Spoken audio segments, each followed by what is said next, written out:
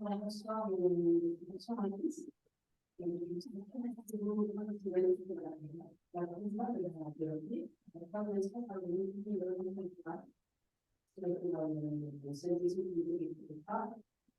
de coordination de 60 associations féministes françaises qui a créé la particularité de représenter la France au sein du gouvernement des femmes. Le gouvernement des femmes est une organisation qui fait l'économie des sociétés auprès des institutions européennes. Je vais faire cette intervention quand vous souhaitez très dernier, c'est le 9 janvier. Merci d'avoir la organisation, c'est une très bonne organisation, c'est une j'espère que avoir compris les femmes, les féministes, c'est une qui sera plus, comment dire, réussie que les femmes. Une convention qui m'a engagée dans l'histoire de la féminisation féministe a changé dans les femmes. Encore, c'est un chapeau de moment de l'ouverture de la traite. J'espère qu'il sera renouvelé à la défi et ça peut vous faire. Voilà, ce qui se passe dans l'année qui s'arrête puisque ce qui se passe bien. Normalement, je pense qu'il y avoir le Parlement français de Québec, le Parlement du Sénat et de l'Assemblée nationale, administratif, le ministère de l'institution des lieux et des constitutions. Comme vous savez, c'est le ministère public, les travaux parlementaires délivrés, et on espère que nous pourrons arriver au bout de ce processus et que la France pourra agir le président du ministère international. Excusez-nous, on n'entend rien du tout. On essaie de régler le problème. Oui, Très bien. Et on espère donc, je sais plus j'en étais, pouvoir dire au niveau international et aussi pour un pays, porter l'IVG dans la Constitution et en faire un droit au principe fondamental. Alors ce soir, j'accueille trois intervenants. À ma droite, ici, Fortique État, qui est vice-président de l'Association contre le sexisme et marijuana au bureau de l'Assemblée des femmes. Emmanuel Pietz, qui est membre du collectif féministe président du collectif féministe contre le viol, et à distance,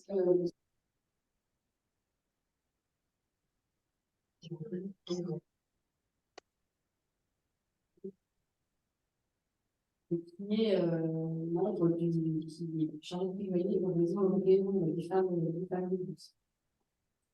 Le débat de ce soir, comme je vous ai dit, arrive un petit peu dans l'année, j'ai hésité à le faire juste avant Noël. Et c'est bien qu'il y a un peu maintenant parce que je pense qu'il nous a permis à tout le monde de poser un peu le sujet. Le débat qu'on a retenu ce soir porte sur le consentement et l'introduction de cette notion dans la qualification du viol qui est aujourd'hui dans le code pénal français. Je reviens sur pourquoi on a voulu réfléchir. Si on fait un peu un point d'actualité, je ne vais pas trop rentrer dans le détail parce que les intervenants vont diront beaucoup de choses ce soir et je vais essayer de ne pas être stagnée. Il y a. Le problème, c'est un écho. Est-ce que si on essaye sans micro, ça ne va pas arranger les choses? Nous entendons ceux qui éteignent leur micro. Non, mais eux, ils sont pas leur micro activé. Ah, beaucoup. Attendez, on a un beaucoup. Peut-être que, est-ce que son micro, c'est bon pour vous? Est-ce que si on. Non, on vous entend pas. Et dans la salle, vous entendez son micro? Bah, on va faire sans micro alors parce que. Ils entendent sans micro? Visible. Sans micro, c'est top. Simplement, c'est mieux. Je pensais qu'on n'entendait pas. Et là, c'est bon, si je parle. Tu veux que je parle? Donne toute ta voix. Si vous n'entendez pas, les personnes à distance, vous faites un petit message. Moi, je ne le vois pas, mais on fera des signes dans la salle.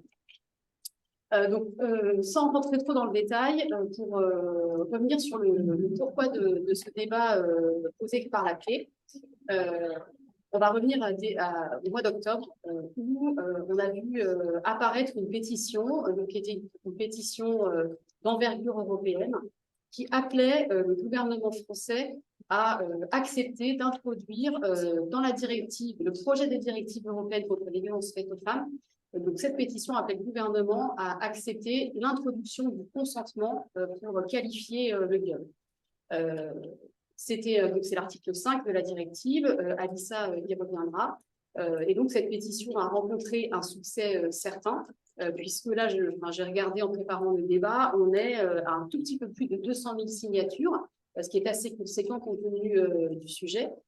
Et on a vu dans les échanges, dans les discussions qu'on a pu avoir les unes et les autres avec des personnes qui se disaient féministes, qui étaient vraiment convaincues de leur position, que finalement, ça paraissait comme une évidence d'introduire le consentement, mais en réalité, à y regarder de plus près, il fallait peut-être être attentive et prendre les choses non pas de manière rapide ou simple, mais vraiment se poser des questions d'où on part par rapport au code pénal français, à ce que fait la justice en France et quelle est finalement la bonne option dans l'hypothèse où le consentement serait introduit dans un texte international, en l'occurrence un texte européen, et si ce texte devait être, puisque c'est une directive, si ce projet de directive arrivait à son terme, la France n'aurait pas d'autre choix que de réfléchir à la transposition de cette notion dans notre code pénal. Moi-même, avec des collègues féministes avec lesquels je suis d'accord sur beaucoup de choses, je me suis aperçue que là-dessus, on pouvait ne pas être d'accord. Et c'est pour ça qu'on a souhaité revenir sur ce qu'était le consentement et quelle était l'approche particulière qu'on devait avoir du fait de cette notion quand on parle de droit pénal. Parce que la question, c'est pas tant je consens, je ne consens pas, c'est la reconnaissance d'une chose qui est terrible, c'est un viol, avec la démonstration de sa réalité, avec l'apport de preuves. Et est-ce que dans ce cas-là, on peut considérer que le consentement peut intervenir comme étant une preuve pour la victime ou pour le présumé agresseur qui pourrait être amené à démontrer que lui, il a obtenu le consentement. Alors, ce sujet aussi, il est important parce que, comme vous le savez, le nombre de viols, alors j'ai sorti des chiffres, c'est un choix, je ne vais pas dire réfléchi, enfin, c'est un choix, j'ai choisi dans une étude, une étude de l'INSEE qui a sur un panel de 200 000 personnes interrogé des personnes sur est-ce qu'elles ont été victimes d'agressions sexuelles, combien ont été victimes de viols, combien ont porté plainte. Et il se trouve que dans cette enquête de l'INSEE qui a été réalisée entre 2011 et 2018, sur 200 000 personnes âgées de 18 à 65 ans qui disaient avoir été victimes de violences sexuelles, il y en a 27% qui ont subi un viol et 16% qui ont subi une tentative de viol.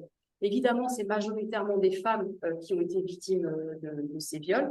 Mais la donnée qui est intéressante à retenir, c'est que parmi celles qui ont été victimes de viol ou d'une tentative, il y en a 81% qui ont renoncé à engager toute démarche, c'est-à-dire, c'est même pas tant la procédure, c'est qu'elles ont renoncé à aller voir la police pour dire « voilà ce que j'ai subi ». Alors qu'aujourd'hui, on est quand même nombreuses dans nos organisations à dire qu'il faut parler et nous entendons les victimes, nous écoutons les victimes. Donc ça, c'est une première donnée, mais je laisserai les intervenantes faire part, elles, de leurs chiffres, parce que vous le savez, en matière de droits des femmes, il y a des chiffres qu'on va dire officiels, et puis il y a des chiffres qui sont réalisés, des chiffrages qui sont réalisés par des organisations, parce qu'on n'est pas toujours, même pas très souvent satisfait des modalités du comptage. Alors, avant de laisser la parole à nos intervenantes, comme je le disais, la directive européenne qui est en préparation, elle définit le viol sur la base du consentement. Je voudrais rappeler la définition de notre code pénal pour qu'on soit toutes au même niveau d'information. Le code pénal, donc en l'occurrence l'article 222-3, dit « Tout acte de pénétration sexuelle, de quelque nature qu'il soit, ou tout acte bucco-génital commis sur la personne d'autrui ou sur la personne de l'auteur par violence, contrainte, menace ou surprise est un viol. » Et le viol est puni de 15 ans de réclusion criminelle. Je ne vais pas aller plus loin dans ce que j'avais à vous dire. Je réinterviendrai probablement après pour débattre avec nos intervenantes. Je vais tout de suite passer la parole à Alissa, Alissa qui va nous rappeler un peu le contexte de la directive. Pourquoi, alors qu'on est quasiment à la fin, quasiment au bouclage final du texte, pourquoi ce sujet du consentement vient sur la table et comment on peut envisager la suite et quelle est l'importance de cette notion pour les autres pays européens. Merci beaucoup, Céline. Est-ce que vous m'entendez bien? Très bien. Oui, super. Donc, merci à la Clé pour avoir organisé cet événement et pour l'invitation. C'est un sujet effectivement très intéressant qui fait débat, aussi bien au niveau européen qu'en France et dans d'autres pays. Donc, comme indiqué par Céline, je vais donner un petit peu de contexte sur la raison pour laquelle le débat aujourd'hui se concentre sur cette notion. Donc, tout a commencé en 2022 quand la Commission européenne a soumis une proposition de directive sur la lutte contre les violences à l'égard des femmes et les violences domestiques. Donc l'idée, c'était à l'époque, il y avait un blocage de la part de certains États qui refusaient que l'Union européenne, en tant qu'entité, ratifie la Convention d'Istanbul. Et du coup, il y a eu cette volonté de faire une directive sur les violences contre les femmes qui pourrait pallier ou remplacer cette ratification. Du coup, la commission a proposé un texte où il y avait des dispositions sur l'accès à la justice, l'aide aux victimes, la prévention. Et parmi toutes ces dispositions, il y a un chapitre qui est le premier sur la définition d'un certain nombre d'infractions dans le but de les harmoniser et d'harmoniser aussi les sanctions au niveau européen. Du coup, parmi la proposition de ces définitions d'infraction, il y avait l'article 5 visant à établir une norme minimale pour la criminalisation du viol dans l'Union européenne. Et donc, la définition qui a été proposée par la Commission et qui a été approuvée par le Parlement européen à l'été dernier, ça a été de se baser sur la Convention d'Istanbul et de partir sur une définition donc, qui met l'accent sur l'absence de consentement de la victime. Le viol serait la situation où il y a un rapport sexuel sans consentement. Donc, cette disposition a donné lieu à beaucoup de débats, puisque au sein du Conseil de l'Union européenne, donc c'est l'institution où les États membres siègent, donc ce sont des représentants des gouvernements qui discutent les textes, il y a eu beaucoup d'opposition, et notamment de la France, à cette définition. Donc, pas à la criminalisation du viol en tant que telle, mais à la définition qui était proposée en tout cas. Donc Céline a déjà expliqué, à quel point, le viol est un phénomène, massif en Europe et surtout très peu, criminalisé. On sait que, par exemple, en France, seulement 0,6 des plaintes pour viol aboutissent à une condamnation, et on sait bien que toutes les femmes, en particulier et filles qui subissent des viols, ne portent pas plainte. Donc on n'imagine pas, en réalité, le degré d'impunité qui existe sur ce crime. Ce qui est intéressant de noter, c'est que cette réalité, elle existe peu importe la définition juridique du viol dans les États membres de l'Union européenne. C'est-à-dire que dans certains pays, il existe des définitions basées sur le consentement, comme celle que propose la Commission européenne pour la directive. Et dans d'autres pays comme la France, cette notion de consentement n'est pas dans la définition. Pourtant, dans tous les cas, on trouve des taux de condamnation qui sont extrêmement faibles.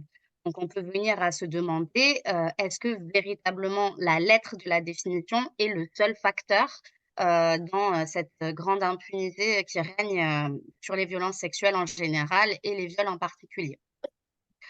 Donc, de mon point de vue et du point de vue du réseau européen des femmes migrantes pour lequel je travaille au niveau européen et donc dans le cadre duquel j'ai travaillé sur le plaidoyer autour de cette proposition de directive depuis 2022.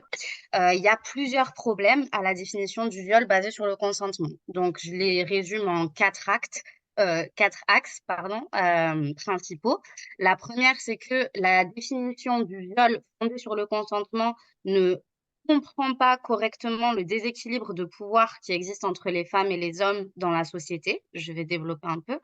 La seconde, c'est que la définition basée sur le consentement traite le viol comme un crime exceptionnel, donc c'est-à-dire qu'il existe peu ou pas d'autres crimes qui sont définis par le consentement de la victime et que des actes, indépendamment de si la victime a consenti ou pas, devraient pouvoir être criminalisés. Le troisième axe, c'est le fait qu'on vit, et vous le savez, je pense, dans un contexte mondial de culture du viol. dans lequel le comportement des victimes de violences sexuelles est sans arrêt examiné par la société et par les cours de justice pour évaluer leur crédibilité. Du coup, c'est important, à mon sens, que la définition du viol se concentre sur le comportement de l'agresseur, de l'auteur des faits, plutôt que de la victime. Et enfin, la notion de consentement est utilisée comme un obstacle à la criminalisation de plusieurs formes extrêmes de violence à l'égard des filles et des femmes. Et je pense notamment à la prostitution, la pornographie et aussi aux relations BDSM. Donc je vais citer plusieurs exemples, mais c'est très important ce 4e axe parce que ça montre le piège de l'utilisation de la notion de consentement en droit pénal qui est pensé pour permettre à la base la criminalisation de violences sexuelles comme le viol et qui au final est utilisé ou instrumentalisé pour empêcher cette criminalisation. Donc pour citer quelques exemples d'approches au niveau européen, la Suède est souvent citée en exemple pour avoir une législation qui se résume par seul un oui est un oui. Donc c'est une définition qui est largement basée sur le consentement. Et donc l'argument, ce serait de dire que la notion de consentement est la seule qui pourrait garantir que dans des contextes de sidération ou de choc de la part de la victime, où donc il n'y a pas forcément d'usage de la force par l'auteur de la violence, l'auteur du viol, ce serait la seule définition qui permettrait une criminalisation. Donc ça, c'est un peu caricaturalement le cœur du débat qu'il y a maintenant au niveau européen. C'est celles et ceux qui pensent que l'usage de la force est le seul moyen de caractériser le viol et celles et ceux qui pensent que le consentement est le seul moyen de caractériser le viol. Or, la réalité, c'est que la définition française, elle est en dehors de ces deux cadres-là puisque, elle définit donc, la loi a été citée par Céline, elle définit, 4 cas de figure, d'obtention, de l'acte sexuel, donc par la menace, la contrainte, la surprise et la violence. Sachant que la violence peut être, physique ou morale, et que, toutes les autres, la contrainte, la menace et la surprise, ne présagent pas nécessairement l'usage de la force. Concernant l'utilisation de la notion de consentement, dans la définition du viol, il est intéressant aussi de noter qu'assez récemment, il y a quelques années, Malte a changé sa définition du viol pour, intégrer la notion de consentement et que ça n'a pas découlé sur davantage de condamnations pour viol et que d'ailleurs, les, autorités, Grevio, enfin le comité Grevio, qui est le comité en charge de l'évaluation de la mise en œuvre de la convention d'Istanbul dans les États parties, a écrit dans son rapport d'évaluation de 2019 sur Malte, qu'il fallait davantage, de formation, des autorités judiciaires et davantage de, collecte de données, pardon, pour comprendre véritablement, quelles sont les raisons, de l'impunité qui règne en matière de criminalisation du viol. Donc, cet exemple illustre le fait que, comme je disais tout à l'heure, la définition n'est peut-être pas le seul sujet, voilà, de ce débat. Donc, sur les points que je voulais développer un peu, j'espère que je vais pas trop vite, mais vu que j'ai pas beaucoup de temps, j'essaye d'être efficace. Sur les points que je voulais développer un peu, donc le consentement est un concept inadapté au droit pénal. Je vais pas trop développer sur la distinction entre droit civil et droit pénal parce qu'il me semble que, certaines des intervenantes, après moi pourront le faire très bien. Mais ce sur quoi je voulais, insister un petit peu, c'est, comme je disais tout à l'heure, la relation inégale qui existe entre les femmes et les hommes dans la société rend le concept de consentement discutable, pour le moins, dans une perspective de justice. Donc la violence est ancrée dans l'inégalité. Dans nos sociétés, il y a une construction à la fois sociale, culturelle, structurelle et juridique, de la vulnérabilité des femmes aux violences et notamment sexuelles. Et donc, puisque les femmes sont maintenues dans la pauvreté et l'insécurité, les agresseurs dans la société patriarcale utilisent cette situation de pouvoir pour, manipuler les victimes et les amener à, voilà, accepter, entre guillemets, «consentir» parfois à la violence qui peut leur être faite. Du coup, ça se traduit juridiquement par, et là encore, dans l'ensemble de l'Union européenne, il y a des exemples de jugements dans lesquels les tribunaux vont considérer certains comportements des victimes comme du consentement, alors même que ce n'en est pas et que les faits devraient pouvoir être qualifiés de viol.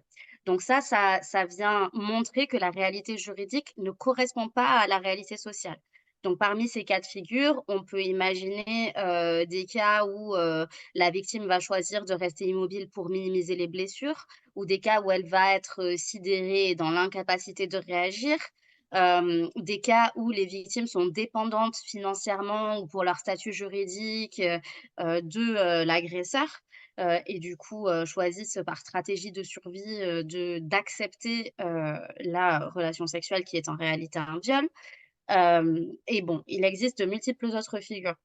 Il y a eu aussi des cas où les tribunaux, de nombreux cas d'ailleurs, où les tribunaux se sont intéressés au comportement sexuel de la victime, passé et présent, avec l'auteur des faits ou pas.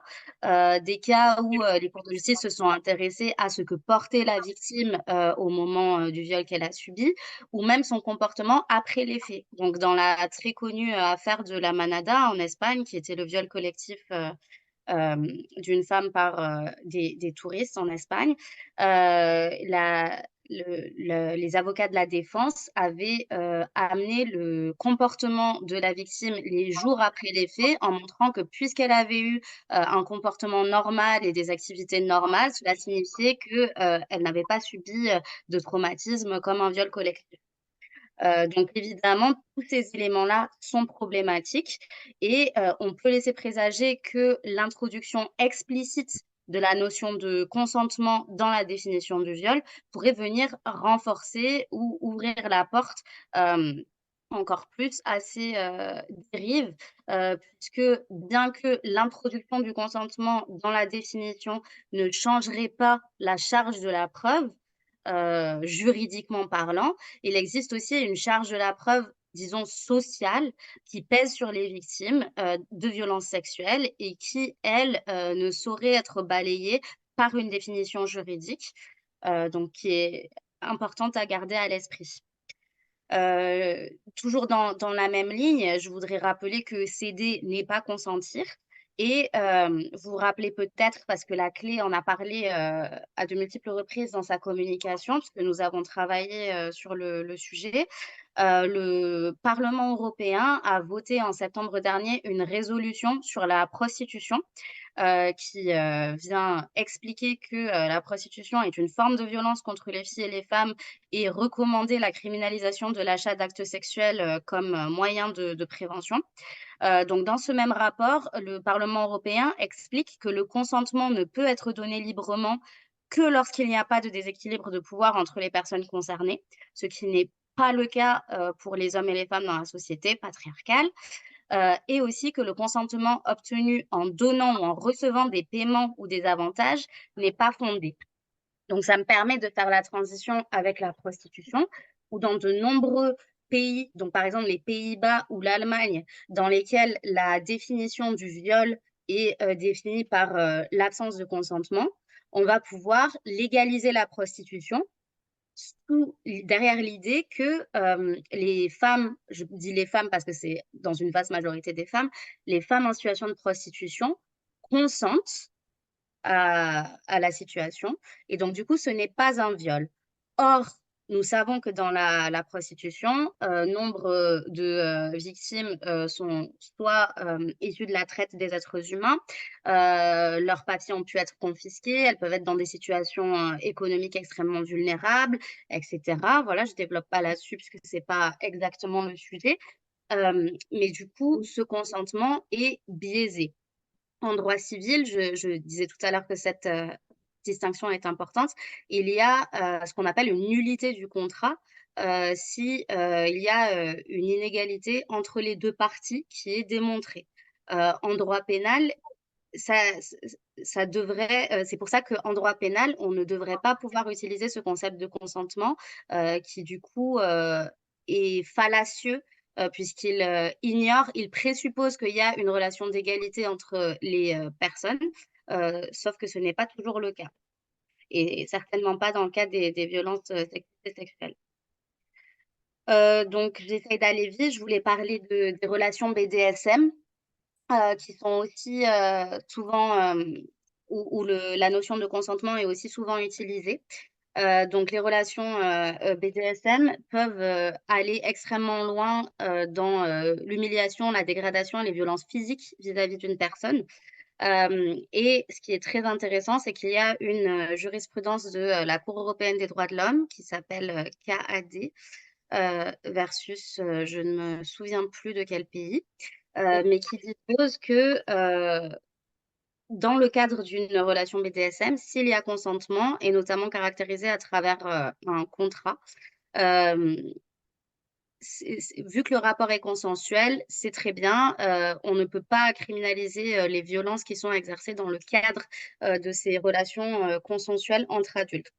C'est quelque chose qu'on a retrouvé dans une affaire actuelle française, dans laquelle la VFT, donc l'association contre les violences faites aux femmes au travail, est partie intervenante.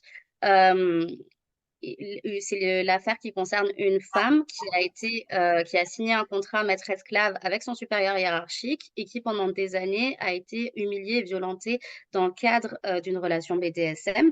En première et seconde instance en France, il a été considéré qu'elle avait consenti à ces violences et que donc l'auteur des violences ne pouvait être criminalisé.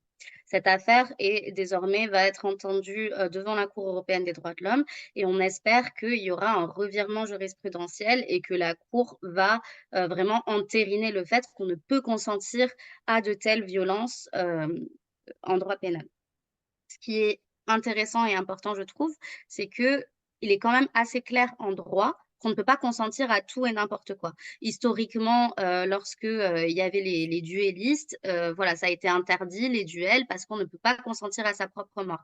En ce qui concerne les législations sur le suicide assisté ou d'autres, il y a énormément de cas de figure où le consentement seul ne va pas suffire à faire que quelque chose est légal, puisqu'il y a des notions d'ordre public, il y a des notions de droits fondamentaux qui vont intervenir.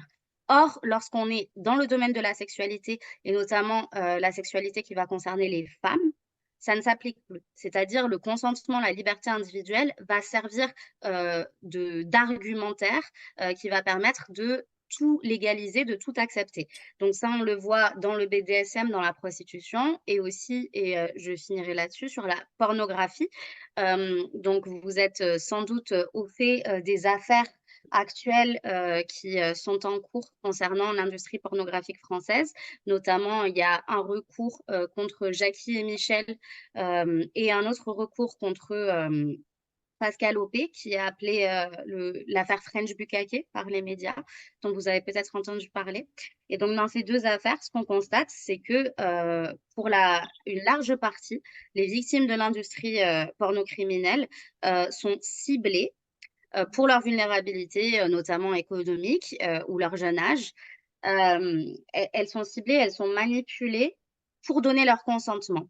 Et on voit, donc c'est très bien expliqué dans le rapport du Haut Conseil à l'égalité femmes-hommes qui est sorti en septembre dernier, qui s'appelle Pornocriminalité, pour en finir avec l'impunité, il me semble. C'est très bien expliqué que la stratégie de ceux qui possèdent, des producteurs et de ceux qui possèdent ces entreprises, va être de filmer les femmes pendant qu'elles donnent leur consentement, de s'assurer qu'il y a des vidéos. D'ailleurs, pour Jackie et Michel, ça va être le fameux merci qui.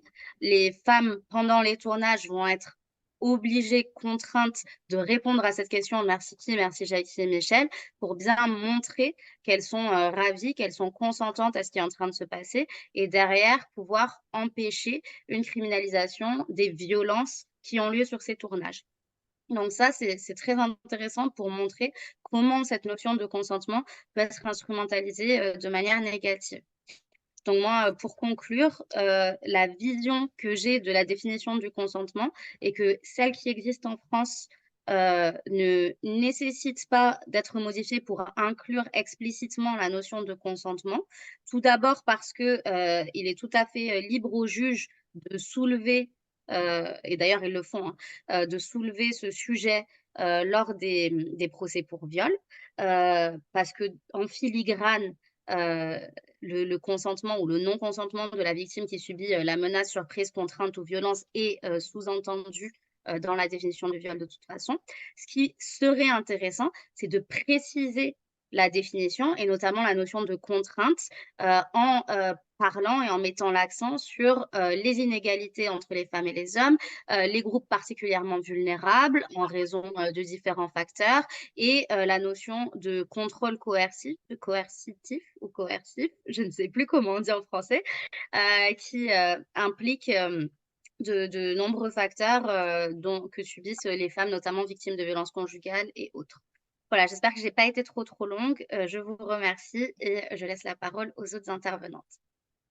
Merci beaucoup, Alissa, pour cette première intervention qui pose bien le débat. Alors, je ne l'ai pas précisé dans mon introduction. Il y a un chat qui est ouvert pour les personnes qui sont en ligne. Vous pouvez très bien poser des questions ou faire des remarques dans ce chat. Là, il y a eu une réaction qui m'amène à donner la définition ce qui est écrit dans l'article 5 du projet de directive, donc la définition du viol. Donc, c'est un rapport sexuel sans consentement est un viol. Donc, ça, c'est le projet de la directive. Et puis, pour poursuivre après l'intervention d'Alissa, dans ce qui a été présenté, dans les affaires qui sont en cours aujourd'hui autour du French Bukkake ou autour des contrats de travail d'esclaves sexuels, de maîtres esclaves, on voit bien que même si la définition française du viol n'évoque en aucune façon le consentement, il existe dans la manière d'aborder les choses de la part de la justice, mais aussi de la part des services de police, une présomption de consentement, c'est-à-dire que même si ce n'est pas la question, de fait, que ce soit la police ou les juges, ils vont aller chercher dans l'attitude de la victime, dans sa manière d'être habillée, ils vont essayer d'aller trouver une forme de consentement. Et du coup, ça me fait une très belle transition. Merci Alissa pour ta petite conclusion. Donc je me tourne vers Yasmine qui va nous exposer un peu la notion de consentement en droit civil. C'est quoi la différence avec la matière pénale? Parce que le droit pénal est en tant que tel une matière à part. Donc je vais te laisser la parole et tu as un quart d'heure. Ok, ça marche. Peut-être d'abord rappeler que là, on parle de la définition française, de la définition pénale du viol, mais qu'il faut rappeler, je pense, un postulat qui est l'inadaptation générale et historique du droit à la lutte contre les inégalités entre les femmes et les hommes. Rappelez que notre combat en tant que féministe, c'est de faire du droit, et on fait au quotidien, un outil au service des droits des femmes, et que pour ça, on part quand même de très loin, puisque je vais peut-être vous dire des choses que vous connaissez évidemment, mais le Code civil en 1804 fait de l'épouse l'éternel mineur de son époux. L'avortement n'a été dépénalisé qu'en 1975. On peut mentionner aussi toutes les notions juridiques autour du bon père de famille qui ont encore droit de cité dans notre système juridique. Donc, toutes ces manifestations-là sont autant de batailles à mener pour les féministes pour faire du droit un outil réel au service de l'égalité entre les femmes et les hommes. Je voulais effectivement revenir ce soir sur la question de la notion purement juridique de consentement. Alissa, on a déjà pas mal parlé, mais je vais peut-être un petit peu compléter et vous parler de la distinction entre droit civil et droit pénal, parce que je pense que c'est nécessaire d'avoir ces éléments en tête pour savoir exactement comment se situer dans ce débat sur l'écriture du code pénal et sur la manière dont le code pénal criminalise le viol et les agressions sexuelles. Le consentement en droit, c'est une notion qui est avant tout civiliste, puisqu'on parle, comme l'indiquait Alissa, d'une relation d'égalité entre des particuliers, et dans cette relation d'égalité entre les particuliers, Le but du Code civil est de protéger l'intégrité du consentement de chaque partie dans les actes juridiques qui naissent de leur rapport et de leur relation. Donc, s'il y a vice du consentement, qui va être caractérisé par une erreur, un dol ou de la violence, ce vice du consentement est susceptible d'entraîner la nullité des contrats, la nullité des actes juridiques qui auront été conclus entre les deux parties. Et ça, c'est vraiment très, très important de l'avoir en tête, et je vais un tout petit peu insister là-dessus. L'approche du droit civil, c'est vraiment celle de l'égalité des individus. Et le Code civil, pour garantir cette égalité, prévoit des mécanismes permettant de protéger la partie faible, notamment afin de s'assurer de son consentement. En droit pénal, l'approche, je vais juste donner un exemple, en droit du travail, par exemple. Vous savez qu'on a un code du travail qui régit toutes les dispositions relatives à l'exécution du contrat de travail. Ce code du travail, il a été rendu nécessaire par l'inégalité substantielle entre l'employeur et le salarié, fondée sur le lien de subordination. Et c'est pour faire en sorte que le salarié puisse être dans une relation d'égalité avec son employeur et pour protéger le salarié de ce que pourrait lui imposer l'employeur dans le cadre de son rapport de subordination, que le Code du travail existe avec toutes les dispositions de protection afférentes. Et c'est du droit civil. En droit pénal, l'approche, elle est radicalement différente. Puisque le droit pénal, ce n'est pas la victime contre l'auteur d'une infraction, c'est l'auteur d'une infraction contre le ministère public, donc l'ensemble de la société. La victime, elle est tierce à la procédure. C'est pour ça qu'on parle de partie civile. Et l'objectif du droit pénal et de la procédure pénale, c'est réparer le trouble à l'ordre public qui découle de la commission de l'infraction et protéger également la société d'une éventuelle réitération. C'est garantir la sécurité de chacun et chacune en pénalisant les comportements antisociaux et qui sont intentionnellement préjudiciables.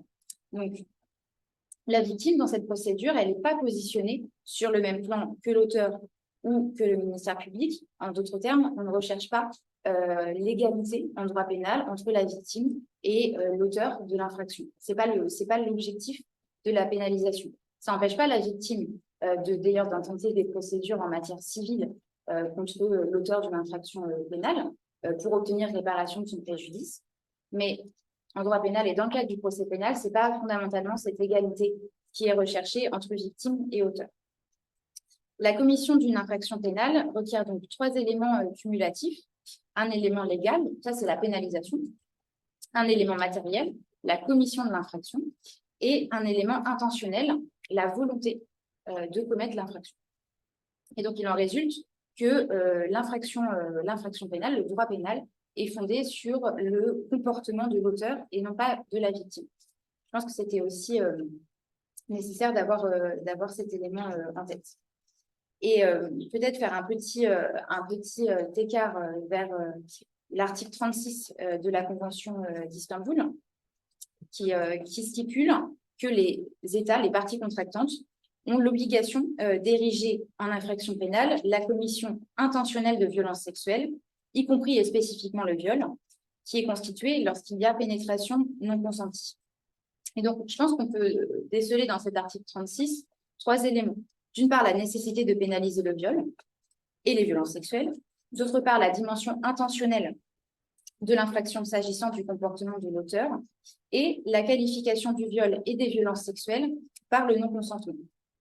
L'article 36 précise, je cite, que le consentement doit être donné volontairement comme résultat de la volonté libre de la personne considérée dans le contexte des circonstances environnantes.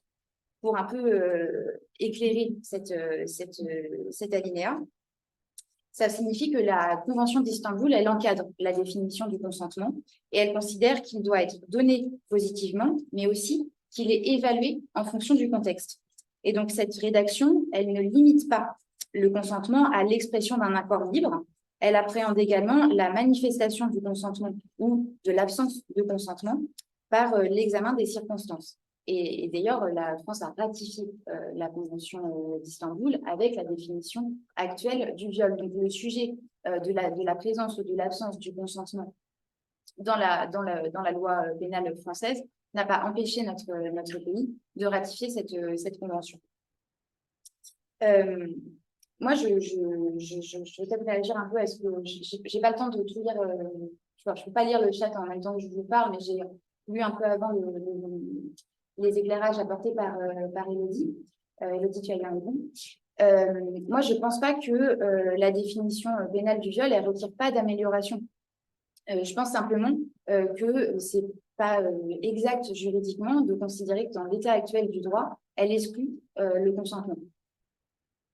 Je pense qu'il n'y a par ailleurs pas d'incompatibilité entre l'article 5 et la définition actuelle du viol et que c'est aussi à la jurisprudence d'éclairer la manière dont on l'applique. Et d'ailleurs, on est toujours très en demande de décisions juridiques qui permettent d'améliorer la protection des victimes. Et je viens de dire un mot sur le service public de la justice. Oui, je continue là-dessus. La loi, en fait, je pense qu'il faut aussi considérer qu'elle peut beaucoup, mais qu'elle ne peut pas tout. Et que dans sa mise en œuvre, l'intention donc, du législateur et évidemment la jurisprudence permettent d'en dessiner les contours. Et les juges, dans leur office, ils utilisent déjà la notion de consentement. Ils le font très régulièrement, ils ne le font pas toujours, et tu en parlais tout à l'heure, Céline, en faveur des victimes, dans un contentieux où souvent c'est un contentieux qui est réduit à la parole des victimes contre la parole des auteurs et où lorsqu'il y a contentieux, parce qu'on en a parlé, mais ça reste quand même la minorité, le contentieux c'est la minorité des violences sexuelles, il y a très peu de contentieux suite à des violences sexuelles. Où eh bien, les victimes sont confrontées aux auteurs, où les victimes sont insuffisamment protégées. Et c'est ça dont je voulais parler en dernier lieu, c'était la question du service public de la justice. Je pense qu'il ne faut pas considérer que la définition pénale du viol, et je ne dis pas que c'est le cas dans la salle ou en ligne, hein, mais que cette définition pénale du viol, c'est l'alpha et l'oméga du traitement des violences sexuelles dans notre pays. Et je pense que là-dessus, la responsabilité du service public de la justice est immense. Et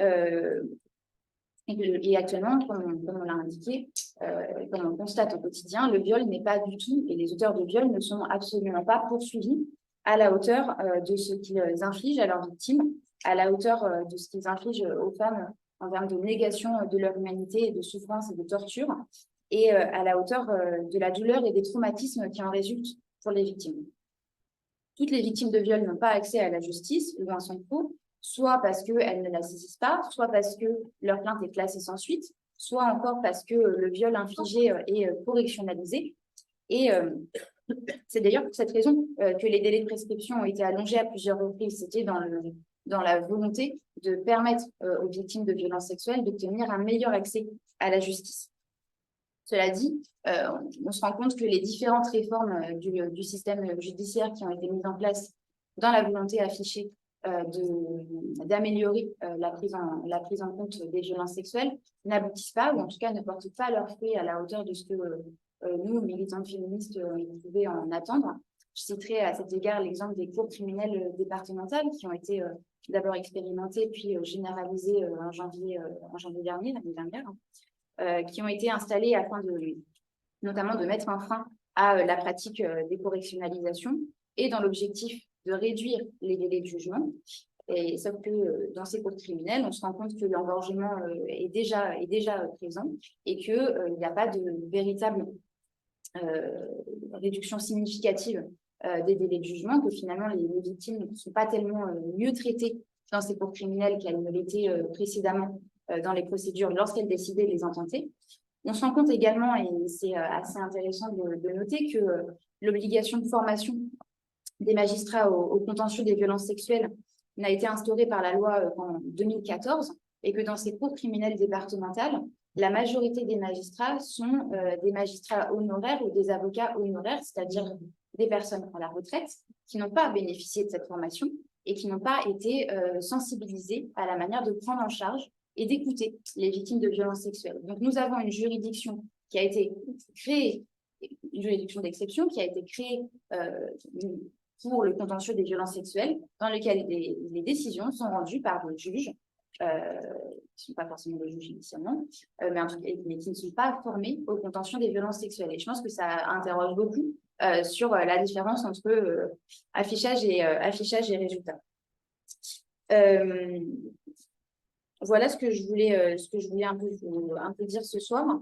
Dire que les ressources du service public de la justice pour répondre aux violences sexuelles ne suivent pas, que le contentieux est massif, que il y a des manifestations les manifestations de la haine des hommes envers les femmes sont multiples et que face à cela, il n'y a pas assez d'effectifs de police, il n'y a pas assez de moyens dédiés à la lutte contre les violences sexuelles, et puis à la poursuite et à l'investigation, il n'y a pas assez de juges d'instruction, pas assez d'audience, pas assez non plus de places en détention provisoire, ni dans les centres pénitentiaires, parce que ça compte aussi. Il y a tout, c'est pas assez, et il y a aussi les trop de viols, évidemment, trop de confrontations directes, imposées comme seule méthode d'enquête, trop de classements sans suite, trop de non-lieux, trop de temps qui passe entre le crime et le jugement, et que tout c'est pas assez et tout c'est trop, c'est l'enjeu un peu de ce soir de réfléchir à comment est-ce qu'on fait pour qu'ils arrêtent de peser sur les victimes de violences. Voilà, je vous remercie. Merci beaucoup, Iseline, pour cet éclairage. Alors, je sais, vous voyez dans la salle que dans le chat, ça réagit beaucoup. On a, je crois, une quarantaine de personnes qui sont connectées à peu près.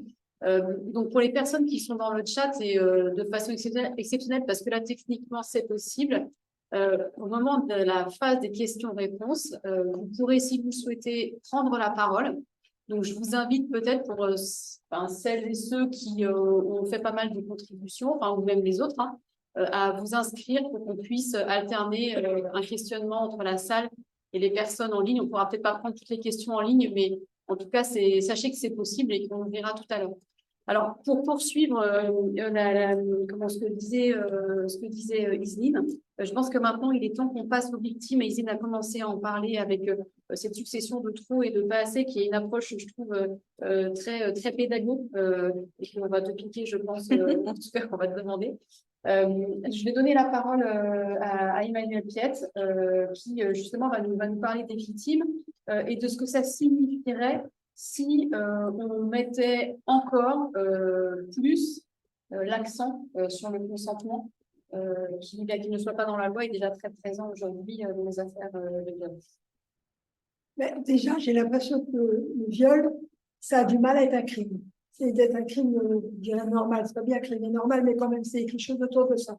Parce que maintenant, il n'y a plus de viol dans les cours d'assises, sauf en appel.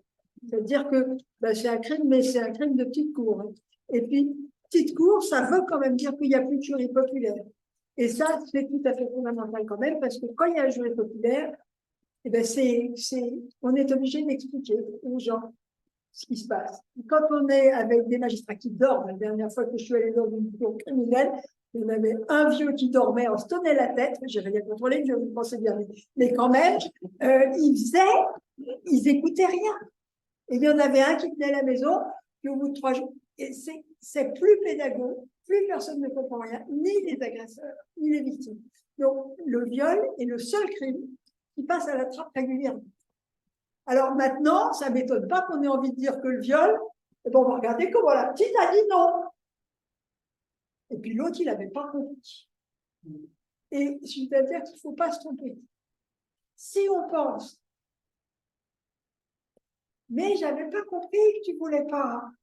Si tu l'avais mieux dit, je me souviens, il y a 25 ans, il y avait une pub Suchard, magnifique, homme avec une femme à ses genoux, il tenait un cône, une chocolat.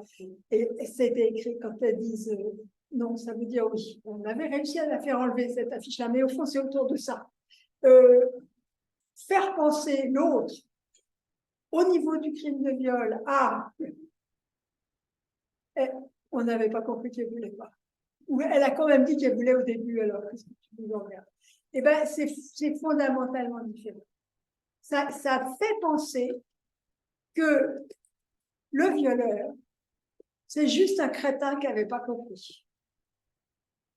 Il ne savait pas que tu ne voulais pas. ne pensais pas que ça te faisait du mal. Juste, j'ai pensé comme ça en venant un jour au marché. Je ne sais pas pourquoi le boucher me dit qu'est-ce que vous faites? Je lui dis, je m'occupe des viols. Ah, et le gars me dit, ah, j'aimerais tellement, madame, que vous me violiez. Alors j'ai eu un moment de sidération, puis j'ai dit, vous préférez un manche à balai ou un tesson de bouteille? Et le gars, il y en avait plus. Quoi. Parce qu'au fond, c'est ça que ça véhicule. Ça véhicule que, en vrai, qu'est-ce qu'elles font d'une histoire pour 3 minutes? Et nous, on marche là-dedans. Elle voulait pas. C'est pas comme ça. Et j'aime bien l'exemple que je donne parce que ça fait partie de ma pratique, mais moi, je fais des coups certificats de contre-indication au rapport sexuel quand les dames me disent qu'elles ont pas eu de rapport, machin. 15 jours, je mets. Et quand elles reviennent, il y en a au moins une sur deux qui me dit il a fait quand même, il s'en fout de ma santé. Donc, vous voyez, elle savait, il sait que c'est pas bon pour sa santé, il fait quand même. Et puis, comme je peux faire mieux encore, je prescris des lubrifiants remboursés. Alors, ça fait moins mal. Tu veux pas, mais si tu mets un truc qui glisse, ce sera moins pire. Et quand elles reviennent, elles disent c'est vrai, ça fait moins mal. Et quand je dis est-ce que je remets? 1 sur 3 me dit non, il n'aime pas quand j'ai pas mal. Parce que c'est ça un violeur. C'est pas un gars qui savait pas que tu voulais pas. C'est un gars qui borde quand tu veux pas.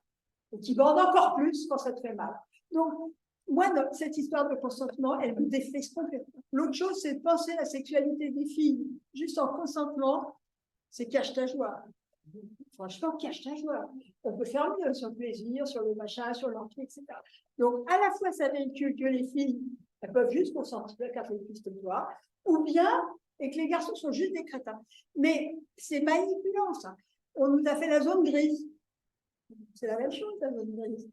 Ça ne veut pas bien. On sait, il y a bien, tu sais, c'est toujours. Mais c'est pas comme ça, un violeur. La preuve, quand même, c'est que nous, à la permanence téléphonique, on voit une stratégie à chaque fois qu'on la cherche. Il l'a choisi, il l'a isolé, il l'a humilié, il lui a foutu les jetons et surtout, il lui a dit après, tu la fermes parce que sinon, je te tue, je te pas. Et ça, on va le retrouver à chaque fois. Vous savez que c'était pas qu'il ne savait pas qu'il ne voulait pas. C'est autre chose qui se passe. Et si au lieu de s'intéresser à la pauvre victime qui ne savait pas ce qu'elle voulait, on s'intéressait à l'agresseur et comment il a fait pour la mettre dans la mélasse, on serait dans autre chose, et on ne véhiculerait pas, c'est nous, ils ne savent pas s'exprimer. Alors, on a fait un petit paplard pour résumer joliment notre position concernant le magnifique. J'ai juste 2 problèmes avec 2 articles du Code civil, le 212 et le 215, qui te disent que quand tu te maries, tu dois communauté de vie. Il y a un autre. Mais du coup, les juges, ils considèrent que si tu ne couches pas avec ton homme, ou si ton homme ne couche pas avec toi, c'est un délit. Et on a accompagné une femme à la Cour européenne des droits de l'homme parce qu'elle avait été condamnée dans un divorce pour faute avec ces 2 articles 212 et 215. Il faut les faire supprimer. Parce que là, c'est quand même dit que même si tu ne consens pas, il faut y aller. Et il y a eu plus de 300 condamnations dans les 20 dernières années pour non-consommation, machin, etc. Donc, c'est autour de ça, on est encore dans une société en vie. Oui, le viol conjugal est reconnu depuis 1992. C'est même une circonstance aggravante depuis 2006.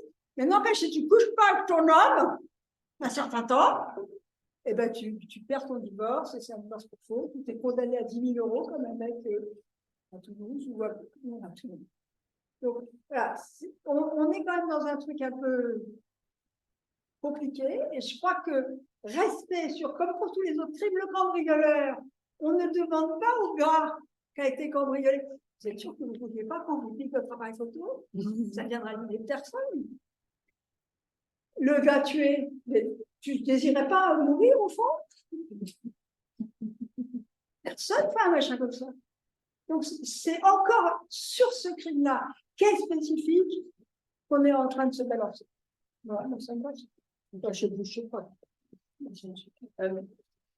Donc, pour poursuivre, il y a une question dans le chat qui est intéressante, qui pèse dans les échanges qu'on peut avoir sur cette notion de consentement. C'est la question de la charge de la preuve.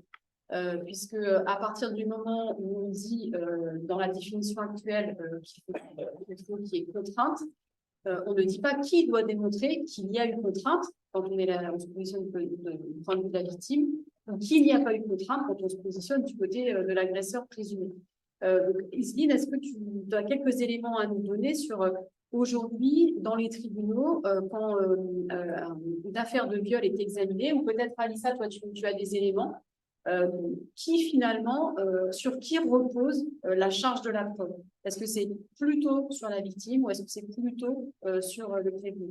Et c'est aussi une question d'énergie. Si on mettait l'énergie chez les flics et chez les juges pour rechercher le spermatozoïde comme ils l'ont fait sur l'amoureuse, entre guillemets, de Clinton, après 3 nettoyages à sec, ils ont quand même retrouvé du spermatozoïde sur la robe de la dame, ils ont cherché.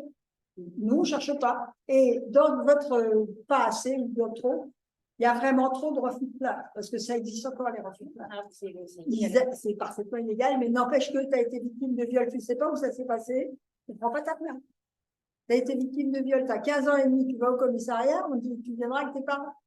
Et jamais on prend en charge, enfin, à mon avis, il y a plus de 80% de refus de plainte avant de commencer dans les statistiques. La charge de la preuve, elle repose ni sur la victime ni sur l'auteur, elle repose sur le ministère public. Exactement. Et donc, c'est le ministère public qui a l'opportunité de poursuite. Voilà, donc c'est là qu'on se joue beaucoup de choses, c'est là qu'on se joue. Nous, on traduit ça, il faut être ce qu'il veut. Oui, bah oui, c'est ça. Et c'est là que se jouent notamment les classements sans suite. Et elle repose sur l'investigation, l'ouverture d'une enquête, l'investigation et la constitution d'un faisceau de preuves visant à prouver les 3 éléments de l'infraction pénale, comme je vous disais tout à l'heure, donc l'élément matériel, l'élément moral, l'élément intentionnel. Et donc, pour prouver l'élément intentionnel, le ministère public est censé aller observer le comportement de l'auteur. Pour prouver l'élément matériel, il doit il doit effectivement entendre la victime et écouter ce qu'elle va lui dire sur la manière dont le viol s'est déroulé. Et donc, c'est la charge de la preuve repose sur le ministère public. Donc, c'est pour ça que ce que dit Emmanuel est fondamental. C'est quoi la volonté des parquets?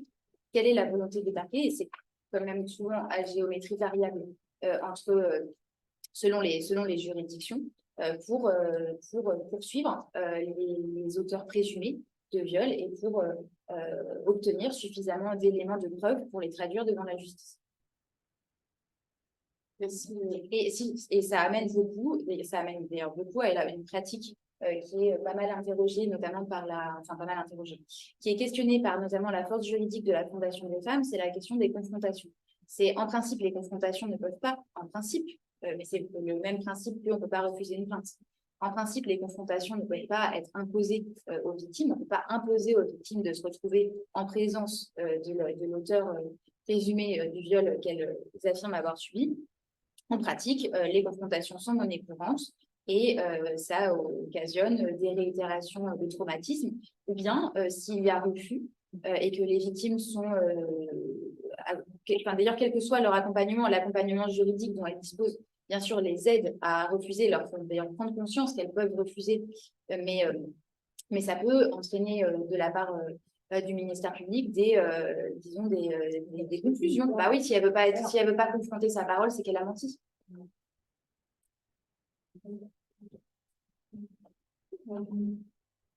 Est-ce que, alors peut-être qu'il y a des questions dans le chat après l'appel que nous avons fait. Est-ce qu'il y a des questions dans la question? Est-ce qu'on peut passer au temps des remarques, des témoignages? Alissa, tu voulais peut-être compléter de ton côté? Les trois principes du droit pénal, c'est l'élément légal, donc la pénalisation, l'élément matériel, la commission, et l'élément intentionnel, donc le comportement de l'auteur. C'était une question dans le chat. Et puis, je voulais quand même compléter votre définition du viol par toute pénétration sexuelle sur un mineur de 15 ans par un adulte de plus de 5 ans. Et la tentative est punie de même temps. Voilà. Est un viol. Alissa, tu as rallumé ta caméra, tu voudrais intervenir? Oui, c'était simplement, j'ai rien à ajouter par rapport à la réponse de Iseline et je voulais aller dans le sens justement du sujet des enquêtes.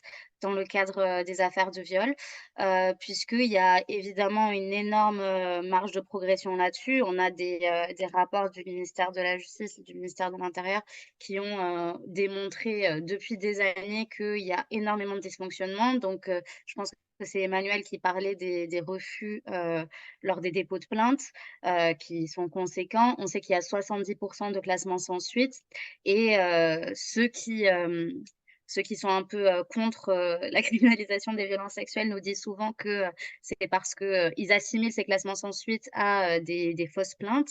Or, ce n'est pas du tout le cas, évidemment, hein, et de nombreux rapports montrent que les fausses plaintes pour violences sexuelles, c'est extrêmement anecdotique. Et les raisons de ces classements sans suite, c'est le manque de moyens et de volonté d'enquête pour trouver les preuves. On sait que dans la majorité des cas, l'auteur présumé des faits n'est pas interrogé par la police.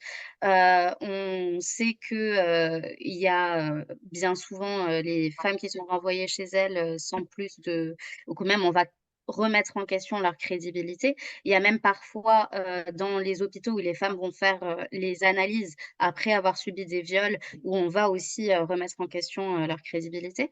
Et ce que je voulais dire, c'est que dans la Convention d'Istanbul, il y a cette compréhension forte de la relation de dépendance ou de vulnérabilité vis-à-vis de leur agresseur dans lesquels peuvent se trouver les femmes victimes. Et du coup, il y a un accent qui est mis sur les enquêtes et le fait que lors de la procédure judiciaire, il peut y avoir une enquête, il doit y avoir une enquête, même si les femmes retirent leur plainte ou si elles choisissent de ne pas déposer plainte ou si elles changent leur témoignage, etc., puisqu'elles peuvent subir des pressions. Et donc tout ça pour dire qu'on est extrêmement loin de cette recommandation, de cette disposition-là, et que pour moi, si on veut une criminalisation effective des violences sexuelles et du viol, c'est plutôt sur ces aspects-là et le travail de formation des magistrats, des professionnels du droit, etc., qu'il faut se concentrer. Parce que comme je l'ai expliqué dans mon introduction, si on fait un état des lieux, une analyse internationale, je parlais de l'Europe, mais c'est le cas dans tous les continents, quelle que soit la lettre de la définition du viol, les viols ne sont pas criminalisés de manière effective. Donc, c'est bien que le sujet n'est pas tant dans est-ce que explicitement il va y avoir le terme consentement ou pas dans la définition du viol, mais plutôt comment on va interpréter les différents éléments et donc notamment la contrainte dont on parlait et d'autres. Juste, parce que quand même, nous, l'analyse qu'on fait, c'est on ne pourra pas former tous les magistrats en général ou tous les flics en général. Donc, on veut que ceux qui s'occupent de viol soient formés. C'est-à-dire, ça, pour ça, on n'a pas trouvé mieux que ce qui se passe en Belgique, les centres d'accueil pour les femmes, pour les personnes victimes de viol, où d'abord tu vas à l'hosto parce que tu as été abîmé, il y a des preuves à ramasser, on peut t'empêcher d'être enceinte, on peut t'empêcher d'être le sida, enfin des tas de petites choses assez pratiques finalement. Et puis, en même temps, que tu veuilles porter plainte ou pas, tu vas causer à un psychologue, etc., qui va voir comment tu vas. On va recueillir toutes les preuves possibles au moment. Et puis après, tu as le temps pour porter plainte. Et si toi, tu veux porter plainte, eh ben, c'est une équipe de flics spécialisés qui a été formée, qui va venir sur place pour dire à quel point ils sont gentils. Ils viennent en tenue banalisée, en voiture banalisée, parce que quand c'est fini après, s'ils veulent te raccompagner chez toi, il ne faut pas t'afficher dans le quartier. Donc, on voit le changement d'ambiance. Et ben, avec un dispositif comme ça, elles sont à plus de 60% de plaintes. Et si jamais tu veux pas tout de suite, on garde tes preuves. Donc, c'est ça. Mais tu ne peux pas tomber sur un flic pas formé. Et les flics formés, ce n'est pas 2 minutes, 2 heures, une fois tous les 6 ans. C'est un vrai stage. Ils ont été d'abord volontaires, ensuite ils ont été sélectionnés, c'est-à-dire on a enlevé tous les bourrins avec des QCM un peu malins. Et puis après, une autre 3 semaines, eh ben, c'est pas la même chose. Le résultat, c'est pas le même. L'enquête est bien faite, et du coup, comme l'enquête est bien faite, ça donne des résultats. On n'a pas encore au niveau des chiffres, parce que ces trucs-là existent depuis 5-6 ans, donc c'est pas encore suffisant. Mais, en tous les cas, le départ, ça marche. Merci pour cet exemple, Emmanuel. Est-ce que dans la salle, des interventions?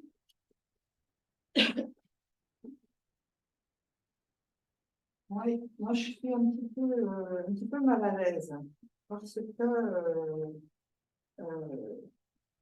j'ai pas l'impression qu'on parle de ce pourquoi je suis venue. Je me suis peut-être trompée. Alors, moi j'avais l'impression que depuis 2018, avec la loi Chiapas sur les violences faites aux femmes, on avait progressé en France sur la définition du viol. Et alors, avec toutes les critiques qu'on peut faire à la loi Chiapas, hein, je ne suis pas en train de vous dire que c'est la loi avec un grand L, avec deux grands L. Mais quand même, qu'on avait fait un progrès sur la définition, c'est-à-dire qu'on n'avait plus qu'une définition qui faisait porter la responsabilité sur la victime, mais on avait une définition qui faisait porter la responsabilité sur l'acteur, sur le violeur. Et en fait, le grand problème, c'est ça. Moi, j'étais assez satisfaite de ce renversement des responsabilités pour une fois. Mais, j'entends, et ça, je ne savais pas qu'on allait en parler ce soir, j'entends que les juges, la justice, c'est un peu infernal évidemment, trouvent toutes les combines et tous les trucs possibles pour ne pas appliquer correctement cette loi et pour finalement réintroduire par tous les bouts, par tous les petites interstices possibles cette notion de consentement. Ça veut dire que dans la loi française, même si elle n'est pas dans les textes, elle est dans les esprits. C'est ce que je crois avoir entendu là. Je ne sais pas si je me trompe ou pas. Bon, ça c'est une chose. Mais moi, je ne pensais pas que c'était de ça dont on allait discuter ce soir. Moi, je pensais que ce soir, on allait parler de l'Europe.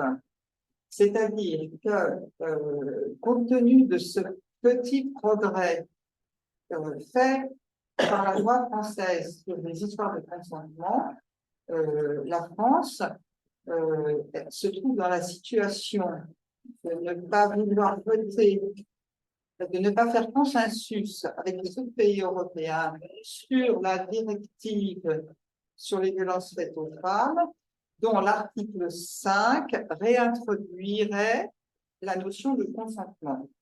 Je pensais que c'était de ça dont on avait parlé. Donc, quelle est l'attitude à avoir pour les féministes? Comment doivent se poser les féministes par rapport à ce problème?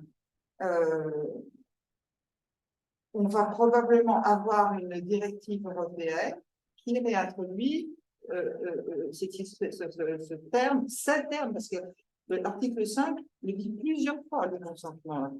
Il ne le dit pas seulement dans la première ligne qui serait la définition du viol, mais il le dit à plusieurs reprises. Il est assez long cet article. Alors, bon, forcément, ça ne me plaît pas. Bon, alors, moi, je me pose la question. En Europe, quand une directive est votée, est-ce que les pays, il me semblait que c'était possible, est-ce que les pays qui sont plus en avance sur les textes, enfin, qui ont oui, c'est ça, qui sont plus progressistes que les textes européens qui sont proposés, est-ce qu'ils ont la liberté de continuer à exercer leur progressisme? Enfin, je dis ça, hein, c'est un peu à la louche tout ce que je vous raconte. Hein. Ça mériterait certainement d'être un petit peu plus fin sur le plan juridique, avec peut-être des mots un peu plus corrects. Mais il me semblait quand même, alors peut-être que notre juriste est en Belgique de nous dire, est-ce que si cet article est voté, et si la directive passe, est-ce que nous, la France, on va pouvoir continuer à appliquer notre loi parce qu'elle est plus progressiste que la directive? C'est une question que je me pose et je pensais qu'on allait en discuter ce soir. Voilà. Et d'autre part, j'espérais aussi, alors bon, je vais vous raconter sur l'application et les pratiques françaises. Évidemment, c'est bien triste, Mais je pensais qu'en France, au niveau des textes, on avait avancé sur le problème. Et si ce n'est pas le cas, qu'est-ce qu'il faut faire? Qu'est-ce qu'il faut faire? Il faut pas seulement. Il me semble qu'il faut changer les textes, parce que les textes juridiques sont quand même capital. Donc, On commençait par les appliquer. alors, moi, oui, je suis d'accord. Moi, je suis assez d'accord. Il faut commencer par les À chaque appliquer. fois qu'on change, les affaires tombent, les agresseurs sont impunis puisque c'est l'ancien régime machin. Ah ouais. Donc, on commence par appliquer les textes qu'on a eu une loi avec Et ça, c'est une affaire française. Moi, je croyais qu'on était dans une affaire européenne. Alors, Voilà. Alors, Sylvie va dire deux mots et après, je pense qu'Anissa aussi bien réagir. Ouais, il n'y a pas eu de, enfin, la loi Chiappa n'a pas retiré le consentement de la définition française du viol. C'est pas ça qui s'est passé. La définition française du viol, elle a toujours été fondée sur le comportement pas dans les textes, pas dans le débat. Elle a toujours été, parce que le droit pénal est vraiment fondé sur les éléments dont je parlais tout à l'heure et sur le comportement de l'auteur. Donc, il n'y a pas eu d'avancée. Il y a Dans les avancées, alors, il y a la psycho génitale et il y a sur la personne de l'auteur ou sur la personne Voilà. de la victime. Mais il n'y a pas eu de retrait de la notion de consentement de la définition, parce que le mot consentement n'existe pas dans la définition pénale du viol. Ça ne veut pas dire que derrière, il n'est pas mobilisé par les magistrats dans leur office, mais le mot consentement n'existe pas. Et s'agissant de la directive, peut-être dire déjà que les directives sont pas invocables immédiatement dans l'ordre juridique national, si tant est qu'elles sont adoptées. Et moi, je ne pense pas, mais ça complétera, mais je ne crois pas que l'article 5 de la directive, s'il est adopté comme ça, avec le niveau de consentement dedans, je ne pense pas que ça entraîne automatiquement des réformes législatives en France, parce que la France n'a pas eu de difficulté à adopter, à ratifier la Convention d'Istanbul. Le mot consentement existe, donc ce n'est pas la difficulté. Alissa, si tu veux peut-être compléter, je pense. Oui, donc d'abord, je voulais commencer par parler de la directive sur les violences, parce que on résume beaucoup en France les débats sur la directive à cet article 5, mais c'est pas le seul sujet. Donc, juste pour répondre à la partie de la question qui concernait, aujourd'hui, on est face à la France qui bloque l'adoption de cette directive parce que elle refuse l'article 5. C'est une simplification qui est fausse. Il y a plein d'autres sujets dans cette directive. Et d'ailleurs, les positions de la France sont, à mon sens, encore davantage problématiques sur les articles 7 à 10 qui concernent la criminalisation des violences en ligne. Il n'y a pas de texte à l'échelle européenne aujourd'hui qui vise spécifiquement ces violences, donc les violences dans l'espace d'Internet. Et donc, la proposition de la Commission était assez claire sur plusieurs types de violences, donc notamment le partage d'images à caractère sexuel sans consentement des victimes, le cyberharcèlement, le cyberstalking et les discours de haine sexiste en ligne. La France soutient des amendements, c'est pas le seul pays, hein, il y a aussi la Suède et d'autres, mais elle soutient des amendements qui entraînent des limitations très sérieuses à la criminalisation de ces types de violences. Donc notamment, il y a l'introduction d'une hiérarchie entre les différentes formes de violence en parlant de préjudices plus ou moins sérieux et de formes plus ou moins sérieuses de violence en ligne, ce qui est problématique. Il y a la distinction entre l'espace public et l'espace privé numérique. En disant que seuls les comportements dans l'espace numérique public pourraient être criminalisés. Donc, ça exclut les forums, les groupes WhatsApp privés, etc., ce qui est la majorité de l'espace d'Internet. Et c'est d'ailleurs une fiction que de croire qu'il y aura un espace privé d'Internet, puisque une fois que les choses sont publiées, il est impossible de les faire disparaître. Et puis, il y a de manière très intéressante la notion de liberté d'expression qui est incluse dans le paragraphe 2 de l'article 7 sur le partage d'images intimes sans consentement des victimes. Donc, on vient mettre en balance la liberté d'expression, la liberté des arts et des sciences et la liberté académique avec le partage sans consentement d'images intimes qui apporteraient un préjudice sérieux à la victime. Donc ça, c'est extrêmement dangereux et ça entraîne un changement même de culture juridique, puisque c'est pas la compréhension de la liberté d'expression fournie par la Convention européenne des droits de l'homme, ni par la jurisprudence de la Cour européenne des droits de l'homme. Donc, bref, c'est une parenthèse pour dire que cette directive, il y a plein de sujets. C'est pas juste le viol. Et puis, donc, pour répondre à la question un peu plus technique sur la transposition, bah, c'est ce qui a déjà été dit, hein. Donc, contrairement au règlement, une directive ne s'applique pas directement dans l'ordre juridique national des États membres. Elle doit être transposée. Donc, chaque État membre a un laps de temps, donc généralement c'est 2 ans, pour transposer la directive dans son droit domestique. Et donc, pour ça, il y a une marge de manœuvre, une liberté d'interprétation. Et surtout, les États ont le droit de maintenir des dispositions qui seraient plus progressistes, plus protectrices. Et donc, en fait, il y a un espèce de va-et-vient avec la Commission européenne qui est en charge du respect, de l'évaluation du respect des directives. Et donc, en fait, l'état de la transposition des directives en droit national est échangé entre les États membres et la Commission. La Commission fait des retours, des avis sur la transposition.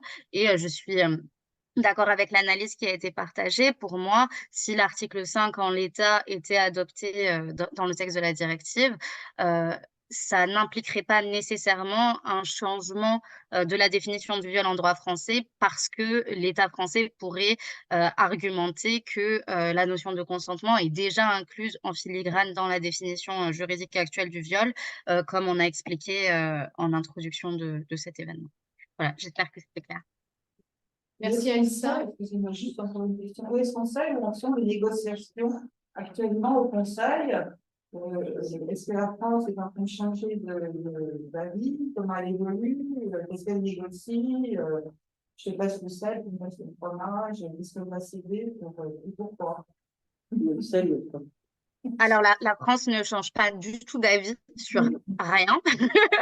Ça a été vraiment, je dis ça en souriant parce que au niveau des organisations féministes européennes, on a beaucoup concentré notre travail de plaidoyer sur la France parce que c'est un État très influent au sein du Conseil de l'UE. Et vraiment, la France juste n'a bougé sur aucune de ses positions depuis le début des négociations qui ont commencé à l'été dernier. Là, on est vraiment sur la fin des négociations parce que, comme vous le savez, il va y avoir les élections européennes en juin prochain, les 6 et 9 juin. Et du coup, ce qui se passe au niveau européen, c'est que les textes doivent être finalisés avant cette échéance. Et donc, les derniers trilogues, donc les trilogues, ce sont ces réunions entre le Conseil de l'Union européenne, le Parlement européen et la Commission, où il y a donc des négociations sur les textes. Les derniers trilogues ont lieu jusqu'à fin janvier à peu près, pour laisser ensuite un laps de temps tampon avant les élections européennes. Et la plupart des textes qui ne voient pas le jour sous ce mandat sont mis de côté au prochain mandat. C'est très rare qu'un texte qui a été commencé sous un mandat continue d'être travaillé pendant le mandat d'après. Donc en fait, on est vraiment sur la dernière ligne droite et pour être honnête, c'est pas du tout sûr que la directive voit le jour, puisque s'il n'y a pas d'accord entre les trois institutions, ben, le texte sera mis de côté et jusqu'à la prochaine fois où il y aura une réouverture par la Commission de ce dossier. Alors, merci Aïssa. Je rappelle que vous pouvez poser des questions depuis le chat, mais aussi en prenant la parole si vous êtes à distance. Et il y a Ernestine Ronet qui souhaitait prendre la parole. Oui, juste 2 mots. Évidemment, en écoutant le débat sur le consentement, c'est-à-dire, pas le débat ici, parce qu'ici, on est tous d'accord, ça fait du bien. Enfin, je ne sais pas comment sont les personnes qui sont là, mais disons que les intervenants, on écoute sur l'idée du danger d'introduire dans la législation française la notion de consentement. Donc ça, on va dire, c'est déjà très intéressant de vous entendre comme ça. Mais on voit que dans le débat public, il y a quand même le risque, dans les mentalités, de faire reculer quand même l'idée que c'est l'agresseur qu'il faut regarder, pas la victime, comme Emmanuel Piet vient de le dire. Et je pense que c'est un risque, un vrai risque aujourd'hui. Et le débat autour de la convention de la directive, évidemment, ça peut conforter un certain nombre de personnes avec les pétitions, tout ce qu'on raconte là-dessus. On l'a connu autour de l'Europe avec la prostitution dite choisie. À un moment donné, on parlait de prostitution dite choisie et ça continue encore à circuler en Europe. C'est-à-dire que la question qu'on a aujourd'hui, à mon avis, c'est bien sûr, et c'est pour ça que le débat m'intéressait et que je suis venue, parce que je trouve important de travailler au niveau idéologique, parce que les fausses bonnes idées courent les rues. On part du même constat tout, à savoir que malheureusement, le viol est peu criminalisé. Très peu criminalisé. Vous avez cité les chiffres, je suis tout à fait d'accord. Ça, c'est le constat que tout le monde fait. Et après, on cherche les fausses bonnes idées, c'est-à-dire qu'est-ce qu'on pourrait faire d'autre. Et donc, on se dit, il faut changer j'ai vu dans le chat, il faut changer complètement la loi, etc. Au lieu de se dire, ce qui a été dit, à savoir que ce qu'il faut, c'est appliquer la loi, travailler à réfléchir comment on applique la loi, la formation, l'exemple de la Belgique, etc. Parce que dans les fausses bonnes idées, et Alissa, vous l'avez cité, on a, par exemple, le contrôle coercitif. Or, est-ce que la violence n'est pas toujours du contrôle coercitif? Et quand on dit qu'il faut introduire un contrôle coercitif, c'est pas sur le viol, mais c'est sur les violences conjugales, par exemple, c'est pareil. Pour moi, c'est une fausse bonne idée. C'est-à-dire qu'on veut introduire quelque chose alors qu'on a, pareil, la possibilité de regarder ce qui existe déjà. Et je trouve que le danger, c'est toujours de chercher ailleurs au lieu de se dire comment on fait pour appliquer ce qui est. Voilà, pour moi, c'est ça le sujet aujourd'hui. Et le risque qu'on a, c'est qu'on va chercher quelque chose ailleurs. J'ai entendu le procureur général à Poitiers, à propos du contrôle coercitif, qui disait, dans le fond, les petites violences, on pourra les pénaliser plus vite. Et d'ailleurs, dans les petites violences, elle avait les violences psychologiques, les violences... Alors, les violences physiques, c'est les grandes violences. Ça, d'accord. Puis après, il y a les petites violences, les violences du quotidien. Celles-là, eh ben, on pourra les mettre dans... Et dans les petites violences du quotidien, il y avait quand même la fameuse gifle, etc. C'est-à-dire qu'on n'était pas dans des choses anodines. Et je pense que c'est le danger. Et qu'aujourd'hui, on cherche toujours des fausses bonnes idées, ce que j'appelle les fausses bonnes idées, je ne sais pas le dire autrement, parce que la justice ne fait pas son travail, que effectivement, on a un problème. Non, mais quand même derrière, il y a le loup, et le loup il est vraiment dangereux. C'est l'industrie de la prostitution et l'industrie de la pornographie. C'est-à-dire que de pouvoir dire que elles avaient consenti, la dame les dames qui vont être partie civile dans ces procès extrajudiciaires ou autres, elles ont commencé par signer un accord. Et après, on peut leur faire n'importe quoi, et c'est ça qui va se dire ce jour-là. On ne peut pas signer l'autorisation d'être tué, d'être violé, etc. Mais c'est de ça qu'il est question. C'est ça le consentement. Et c'est pour ça qu'ils insistent autant. Et on voit bien dans quel pays on te parle de consentement avec plaisir. Par exemple, au hasard, la Hollande, l'Allemagne. Ils ont le droit d'être, c'est un métier, en fait, tu vois, c'est le pied. Voilà, Belgique, etc.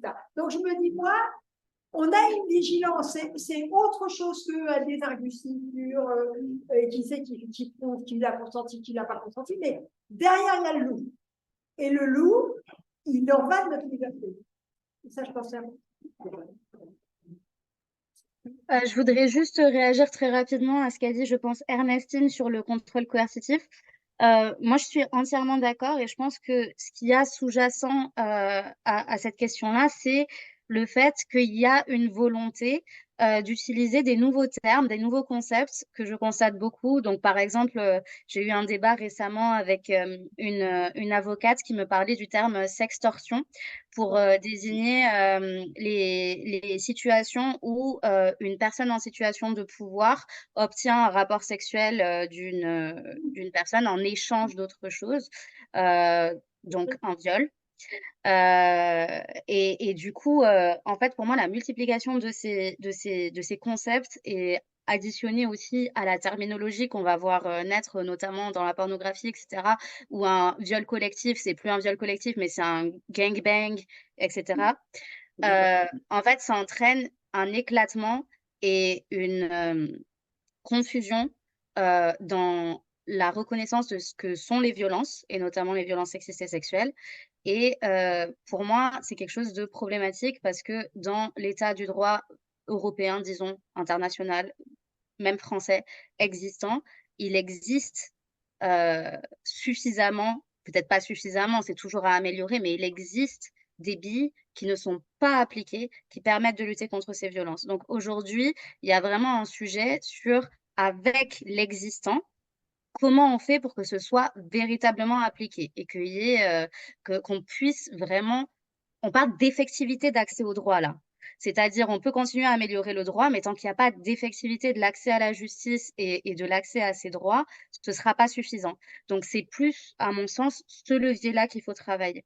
Et en ce qui concerne le contrôle coercitif, mon intervention là-dessus était plutôt d'utiliser ce concept pour analyser la notion de contrainte, pour analyser la notion d'environnement qui est incluse dans la notion d'Istanbul et pas pour caractériser une nouvelle infraction qui serait une infraction de contrôle coercitif et qui serait une sorte de fourre-tout où des violences physiques ou des violences sexuelles viendraient être remplacées par ce concept. Donc, je suis d'accord en ce sens avec l'intervention d'Ernestine, si je l'ai bien comprise.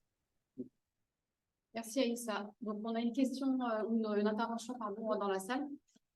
Déjà, merci beaucoup pour vos différentes présentations, c'était très intéressant.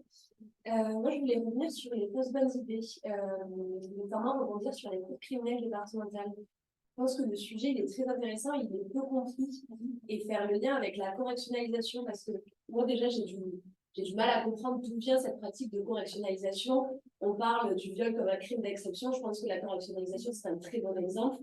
Parce que c'est quand même le seul crime qui était auparavant un délit, qu'on a quand même réussi à transformer en crime, et maintenant on fait en sorte que ça redevienne un délit. C'est un crime depuis très longtemps. Oui, enfin, évidemment, mais en tout cas, dans le droit, c'était considéré comme étant un délit. Sinon, c'est un crime depuis le code Napoléon et même avant. Oui, il y a eu, je parle du combat de Gisèle Halimi. Mais c'est pas le combat de Gisèle Halimi, c'était pas de criminaliser le viol, c'est de faire appliquer les lois. Oui, de faire appliquer, bien sûr. Et la définition de 1980. Hein? Oui, mais c'était assez avant 1980. Attendez, vous avez coupé. Vous pourrez préciser après. Il faut mieux pour revenir un peu sur l'histoire de la définition qu'on aurait pu.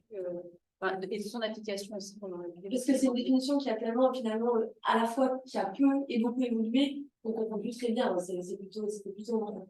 Mais donc, pour les cours criminels départementales, je ne comprends pas finalement quel est l'intérêt de ces cours criminels départementales, puisqu'on nous dit que c'est pour désengorger les tribunaux, alors qu'au final, il y a très peu de procès, il y a très peu d'affaires sur les viols. Donc, est-ce qu'ils sont tant engorgés que ça sur ces types d'affaires-là? Donc, c'est sur ce sujet de la correctionnalisation lié au cours criminel départemental que je souhaitais peut-être revenir si vous avez d'autres éléments à apporter. Est-ce qu'il y a d'autres interventions dans la salle? Est-ce qu'une de nos intervenantes, dans le chat, tu peux nous en dire peut-être? On n'a pas de questions dans le chat, on a des réactions. Là. Oui, sur le. Honnêtement, vous avez déjà bien présenté les choses. Il n'y a pas grand-chose à ajouter aux éléments que vous avez indiqués là. Effectivement, la correctionnalisation a permis et permet, parce que le passé n'est pas de mise, de transformer le crime en délit avec. En principe, l'accord des victimes est nécessaire et il y a en principe une garantie que les. Je dis en principe à chaque fois. Mais oui, bien sûr. Et il y a en principe une garantie à ce que les procédures soient plus courtes, avec y compris des sortes de promesses, puisqu'il n'y a pas de jury populaire dans les tribunaux correctionnels, que les peines ne soient pas des peines légères, que ce soit quand même des peines, on peut infliger des peines assez lourdes, hein, y compris en matière délictuelle. Donc, avec ces arguments-là pour ceux qui utilisent pour ceux qui utilisent la correctionnalisation dans le traitement des violences sexuelles.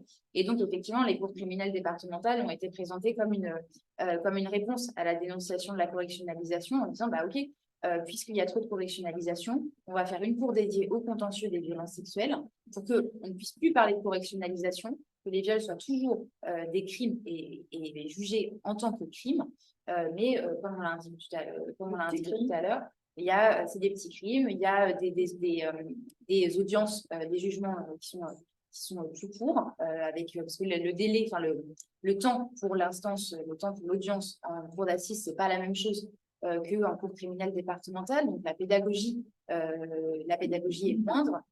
Le temps laissé aux victimes pour parler et pour qu'on les croie et pour qu'on les écoute, il est évidemment moindre.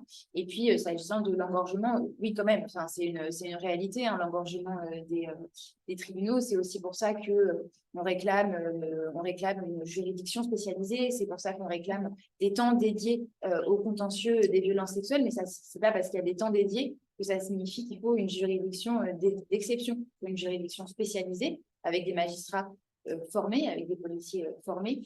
Mais ça ne veut pas dire qu'il faut que ça soit une cour d'assises. Et ensuite, s'agissant de l'engorgement, il semble que les cours criminelles départementales ne sont pas du tout une solution, puisque la pratique de ces cours criminels, ça montre que les délais d'audiencement sont quand même de plus en plus longs. Et donc, on a sur la promesse des délais plus courts, a priori, les cours criminels ne répondront pas à cette promesse. Est-ce qu'il y avait d'autres… Et si je peux ajouter juste une petite chose sur les cours criminelles départementales, c'est aussi dans le sens de la critique, malheureusement.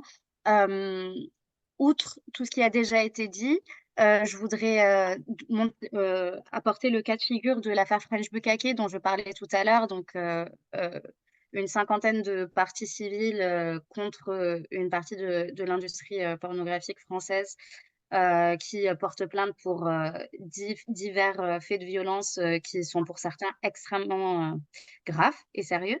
Il y a eu une décision de la juge d'instruction de ne pas retenir la charge de torture qui est amenée donc par les avocates de ces femmes et aussi les circonstances aggravantes de sexisme et de racisme. Pourquoi c'est lié au cours criminel départemental?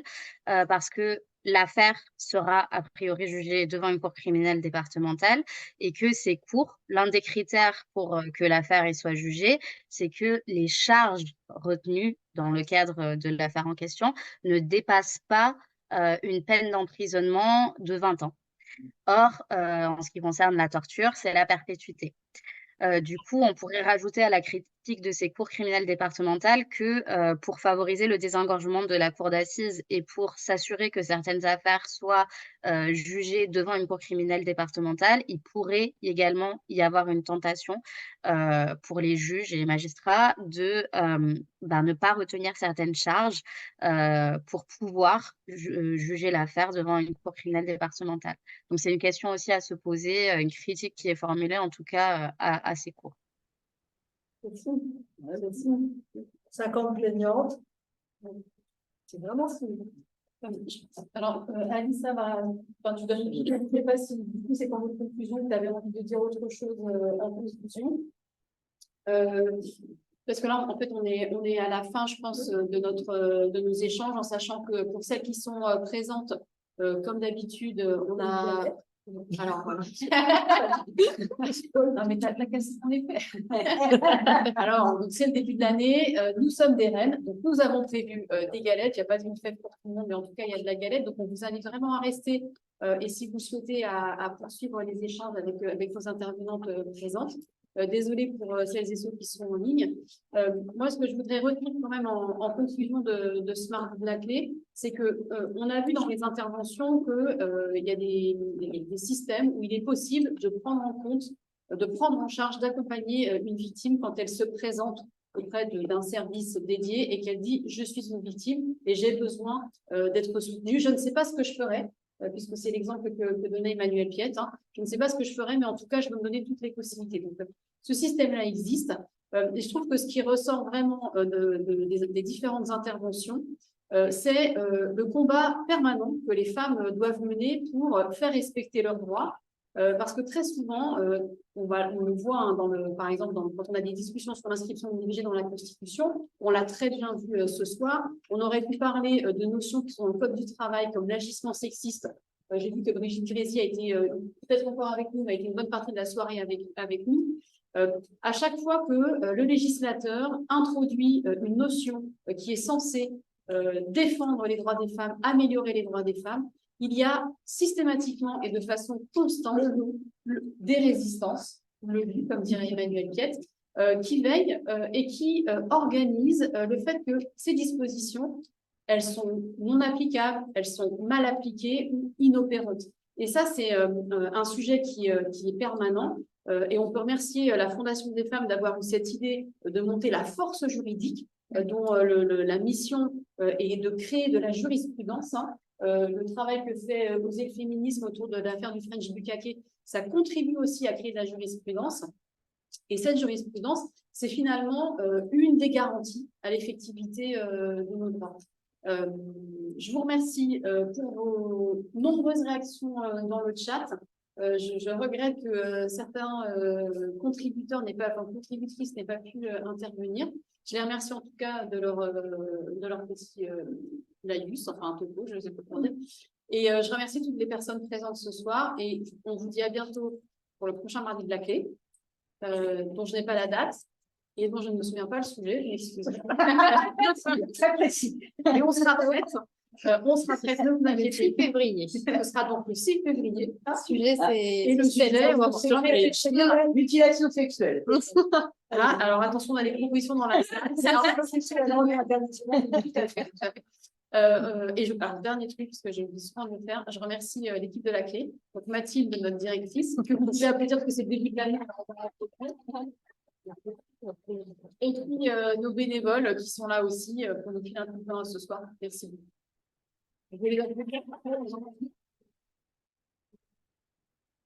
Dernier point, tous les mardis de la clé sont enregistrés et disponibles sur notre site. Donc, vous pouvez, si vous le souhaitez, les visionner à votre convenance au moment le plus opportun dans votre vie. Merci. Merci.